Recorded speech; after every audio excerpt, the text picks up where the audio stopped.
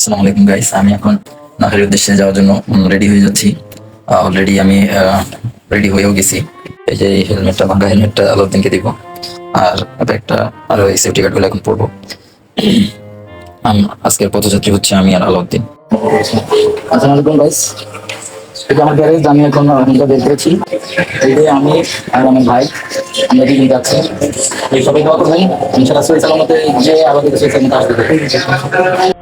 So বন্ধুরা, আল্লাহর নাম নিয়ে রাইড শুরু করে দিলাম। এখন 6টা বেজে 5 মিনিট। আমরা রওনা দিয়ে দিলাম।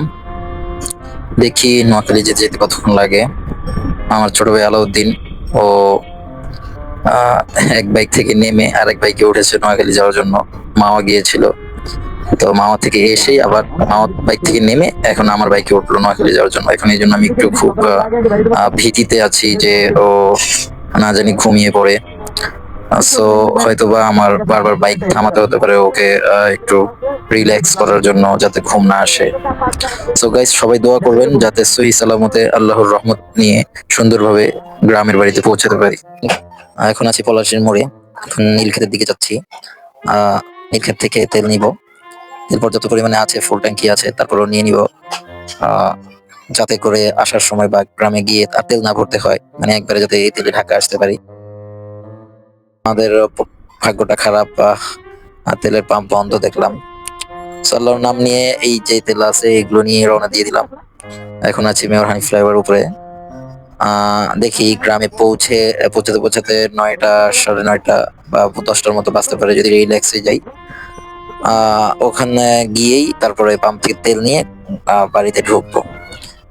সো সবাই ভিডিওটা দেখুন, শেয়ার করুন, কমেন্ট করুন, লাইক করুন, এন্ড যারা সাবস্ক্রাইব করেন অবশ্যই সাবস্ক্রাইব করে দিবেন এবং আমাদের পাশেই থাকবেন। So let's go enjoy the video.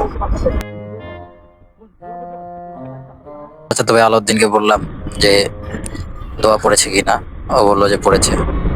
আমিও আলহামদুলিল্লাহ পড়েছি। যানবাহনের দোয়া হলো সুবহানাল্লাযী সাখারা লানা হাযা ওয়া মা কুন্না লাহু মুকরিনিন ওয়া ইন্না ইলা রাব্বিনা লামুনকালিবুন। সো আপনারা যারা বাইক রাইড অথবা গাড়ি চালান অথবা যে কোনো ধরনের যানবাহন চালান, বাহনে ওঠার আগে অবশ্যই আপনারা এই দোয়াটি পড়ে নেবেন। তাহলে আল্লাহ আপনাদেরকে সকল বিপদ আপদ এবং সকল ধরনের অ্যাক্সিডেন্ট হতে ইনশাআল্লাহ তাআলা রক্ষা করবেন। এবং যেই যানবাহন ব্যবহার করবেন অবশ্যই বাহনের যেই সেফটিগুলো অবশ্যই সেগুলো আপনারা খেয়াল রাখবেন। যেমন বাইকে আপনার গ্লাভস, যত ধরনের সেফটি আছে এগুলো, এবং হেলমেট অবশ্যই মাস্ট বি, হেলমেট পরতেই হবে এবং হেলমেটটা ভালো মানের হেলমেট পরার চেষ্টা করবেন। আর যারা দূরপাল্লা রাইড দেন তারা অবশ্যই এই জিনিসগুলো খেয়াল করবেন, কারণ অ্যাক্সিডেন্ট বলে কেউ আসে না। আর আপনি বলতে পারেন যে ভাগ্যে থাকলে অ্যাক্সিডেন্ট হবে। আসলে ভাই, ভাগ্যে থাকলে তো অবশ্যই হবে, আল্লাহ যেটা কপালে রেখেছেন সেটা তো হবেই। অনেকে এরকম এক্সাম্পল দেয়, আমাকে উদাহরণ দেয়। আমি তাদের উদ্দেশ্যে বলি যে আল্লাহ তাআলা বলেছেন কিন্তু সতর্ক থাকতে। আপনি সতর্ক থাকেন, সতর্ক থাকতে তো অসুবিধা নেই। আপনি সতর্ক থেকে চালান, আপনি চলাফেরা করেন এবং নিয়মতান্ত্রিক স্পিডে চলাফেরা করেন, তাড়াহুড়ো না করেন, অবশ্যই সেটা আপনার জন্য ভালো। এবং তাড়াহুড়ো করতে গিয়ে আপনি যে নিজেই নিজের ক্ষতি করছেন তা না, আপনার সাথে আরো অনেকের ক্ষতি হচ্ছে। সো গাইস, কথা বলতে বলতে আমরা টোল প্লাজার সামনে চলে আসলাম। মেয়র হানি ফ্লাইওভারের টোল প্লাজার টোল হচ্ছে বাইকের জন্য মাত্র 10 টাকা।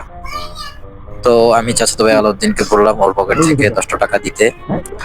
আমার হাতে গ্লাভস এবং সেফটির কারণে আমার পকেটে হাত ঢুকাতে কষ্ট হচ্ছে।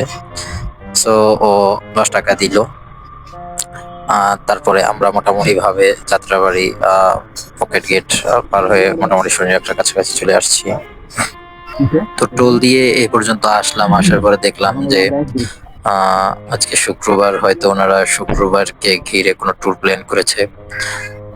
দেখলাম ওনারাও ব্যাগ ট্যাগ নিয়ে বিভিন্ন সেফটি গার্ড পরা সকলে দলবল বেঁধে হয়তো কোথাও ঘুরতে যাচ্ছে। তো আমরা কিছুক্ষণ দাঁড়ালাম, ওনারা আমাদের দিকেও তাকাচ্ছে বারবার, ভাবছে হয়তো আমরাও কোনো দলবল নিয়ে আসছি। তো আমি আলাউদ্দিনকে বলতে লাগলাম যে আমরা যত দেরি করবো দেরি, ও এখানে একটু দাঁড়াতে বললো। ওর নাকি একটু ঘুম পাচ্ছে। তো 2-1 মিনিট দাঁড়ালাম, তারপর রওনা দিয়ে দিলাম। সো কথা বলতে বলতে কাঁচপুর ব্রিজে চলে আসলাম। আহ, দেখি কতক্ষণ লাগে গ্রামের বাড়িতে যেতে। আহ, এই পর্যন্ত এখনো কোনো রাস্তাঘাটে জ্যাম দেখতে পাইনি। আশা করি ইনশাল্লাহ কোনো জ্যাম দেখবো না। সো গাইস, আজ এই পর্যন্তই। দেখা হবে নেক্সট পার্টে। আমি ইচ্ছা করেছি যে প্রত্যেকটা মুহূর্ত আপনাদের সামনে তুলে ধরার জন্য। সো কাঁচপুরের পর থেকে নেক্সট পার্টে আমি আবার ভিডিও দিব ইনশাআল্লাহ। সে পর্যন্ত সবাই ভালো থাকুন, সুস্থ থাকুন। আল্লাহ হাফেজ।